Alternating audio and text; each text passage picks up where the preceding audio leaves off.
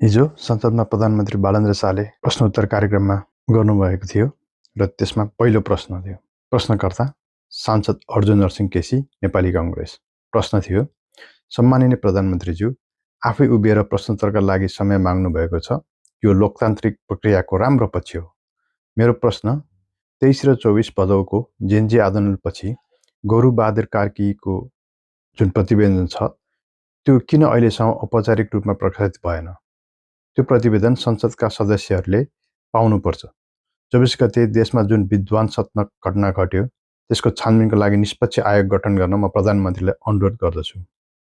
साथै मानव अधिकार आयोगले बुझाएको प्रतिवेदन कहिले सार्वजनिक हुन्छ र दोषीमाथि कारबाही कहिले सुरु हुन्छ?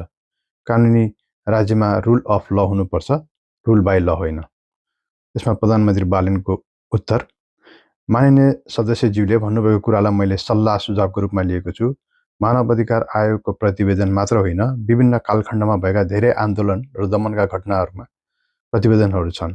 अहिलेसम्म नेपाल सरकारलाई बुझाइएका जति पनि आयोगको प्रतिवेदनहरू छन् ती सबैलाई सरकारले एकमुष्ट रूपमा अध्ययन गर्नेछ र सोही अनुसार आवश्यक कारबाही अघि बढाउनेछ।